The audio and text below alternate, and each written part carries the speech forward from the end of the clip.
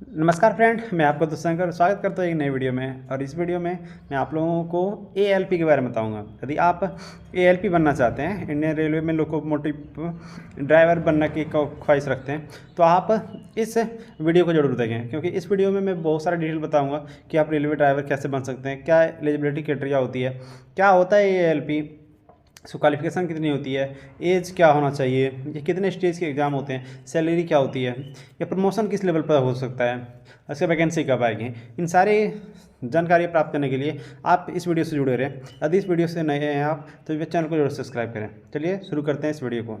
इस वीडियो में सबसे पहले मैं बताता हूँ कि एएलपी है क्या।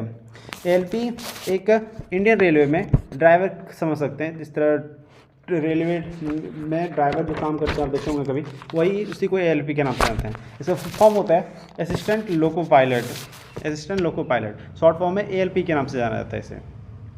ये ट्रेन को चलाने का काम करते हैं, साथ साथ ये पूरे कोऑर्डिनेशन को इस्टेब्लिश करते हैं। पीछे जब देखे होंगे ट्रेन में, उसमें एक गुड्स गार्ड होते हैं, उसका इस्टेब्लिश कोऑर्डिनेशन करके ट्रेन को चलाने का काम करता है। इसका मेन काम ये है। और भी सारे काम हो सकते हैं इनके, लेकिन ज़्यादातर काम यही होते हैं। कुछ ट्रेन मरम्मत करने में भी इसका काम आता है, तो ये कुछ इस तरह का ड्यूटी है इसका। सेकेंड, इसका आप जानना चाहेंगे कि इसका एग्ज़ाम कहाँ से होता है, लोको पायलट के लिए कौन सा एग्ज़ाम देना पड़ता है हमें। इसके लिए एक एएलपी का एग्ज़ाम आता है। इसका फुल फॉर्म बोले तो असिस्टेंट लोको पायलट एग्ज़ाम। इस एग्ज़ाम को आप पास करेंगे तो ही आपको एएलपी में आपका सिलेक्शन होगा, और साथ साथ आप एक रेल ड्राइवर बन सकते हैं। तो इसका एग्ज़ाम आरआरबी या RRC, Indian railway recruitment board या रेलवे रिक्रूटमेंट काउंसिल लेते हैं इसका एग्ज़ाम, तो ये बोल सकते हैं। और इसके लिए क्वालिफ़िकेशन क्या चाहिए। आजकल क्वालिफ़िकेशन सिंपल सा है कि यदि आप 10th किए हैं और IITI है, 10th किए हैं और आपके पास IITI है, तो आप भर सकते हैं ये फॉर्म। इसके अलावा कोई भी आपके पास टेक्निकल डिग्री है, जैसे बीटेक हो गया, पॉलिटेक्निक हो गया, तो भी आप भरने के लिए एलिजिबल है इसके लिए। अब इसका अगला क्राइटेरिया आता है कि आप इसका एज क्राइटेरिया क्या होना चाहिए। इसका एज क्राइटेरिया मिनिमम 18 उम्र होना चाहिए और मैक्सिमम 28 तक होना चाहिए। और भी तरह के रिलैक्सेशन भी मिलते हैं, जैसे आप समझ सकते हैं कि ST के लिए, ST SC के लिए 5 साल का रिलैक्सेशन है कि आपको ओवर एज हो गया तो 5 साल तक भर सकते हैं। OBC के लिए 3 साल के लिए, PWF जो जनरल कैटेगरी की है वो 10 साल के लिए भर सकते हैं। OBC जो PWD में आता है वो 13 साल के लिए भर सकते हैं, और ST SC 15 साल रिलैक्सेशन मिल जाता है उनको। तो इतना सारा एलिजिबिलिटी क्राइटेरिया है एज रिलैक्सेशन के लिए एएलपी में। अब बोल सकते हैं कि आप इसका फॉर्म भरिएगा तो इसका फॉर्म फ़ी कितना लगता है, तो आप जान ले सकते हैं कि इसका फॉर्म फ़ी 500 रुपया होता है। जनरल और OBC के लिए 500, और लड़की के लिए और ST SC के लिए सिर्फ 250 रुपया होता है। इसमें ज़्यादातर पैसा रिफंड कर दिया जाता है, और 390 रुपये के आसपास आपको रिफंड कर दिया जाएगा जब फर्स्ट स्टेज एग्ज़ाम हो जाएगा। उसके बाद ये पैसा रिफंड कर दिया जाता है आपके अकाउंट में। तो ये था इसका एग्ज़ाम फी क्राइटेरिया के बारे में। हम कुछ चर्चा कर लेते हैं इसका कि कितने स्टेजेस में इसका एग्ज़ाम होता है, कितने स्टेज में इसका एग्ज़ाम होता है। तो मैं बता देना चाहूँगा कि इसका एग्ज़ाम से नॉर्मली 4 स्टेज में होता है। क्या होता है इसका समझ सकते हैं आप। पहला एग्ज़ाम होता है CBT 1 का, सेकेंड एग्ज़ाम होता है CBT 2 का, थर्ड एग्ज़ाम होता है CBAT टेस्ट का। CBAT बोले तो कॉमन बैटरी एप्टीट्यूड टेस्ट होते हैं। इसमें आपका ट्रेड के रिलेटेड क्वेश्चन पूछा जाता है कि आप जो भी इलेक्ट्रिकल होंगे या फिटर के होंगे, जो भी डिपार्टमेंट के ITI के होंगे, उसके रिलेटेड आपसे क्वेश्चन पूछे जाते हैं। तो ये हो गया। और चौथा जो स्टेज आता है वो DV और मेडिकल के लिए आता है। इसमें भी अच्छा खासा मेहनत कर लगाना पड़ता है DV और मेडिकल के लिए, क्योंकि मेडिकल के लिए थोड़ा सा हार्ड माना जाता है ALP के लिए। आप समझ सकते हैं इसके लिए। आप थोड़ा इसके बारे में समझ सकते हैं कि CBT 1 में क्वेश्चन क्या पूछा जाता है। CBT 1 टोटल मिला के 75 मार्क्स के होते हैं, और इसमें मैथ्स हो गया, GK GS हो गया, रीजनिंग हो गया, और करंट अफेयर्स हो गया, इतना सारे पूछे जाते हैं।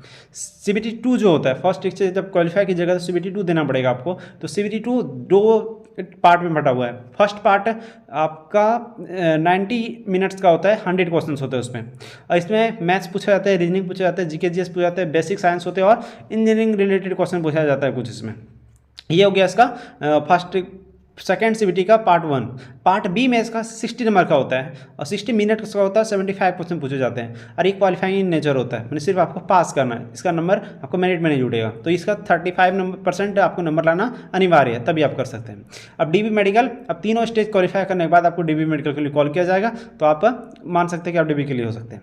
अब थोड़ा इसके बारे में सैलरी के लिए चर्चा कर लेते हैं। ऐसे पे हिसाब से बोले, इसका जो सैलरी है वो 1900 जॉब पे के लिए है, अर्थात लेवल 2 का जॉब है। लेवल 2 का जॉब, इसका तो सैलरी मिनिमम बनना चाहिए, वो 19,000 बेसिक होता है इसका, और नेट सैलरी आपके हाथ में लगभग 35,000 के आसपास आपके हाथ में जाएगा।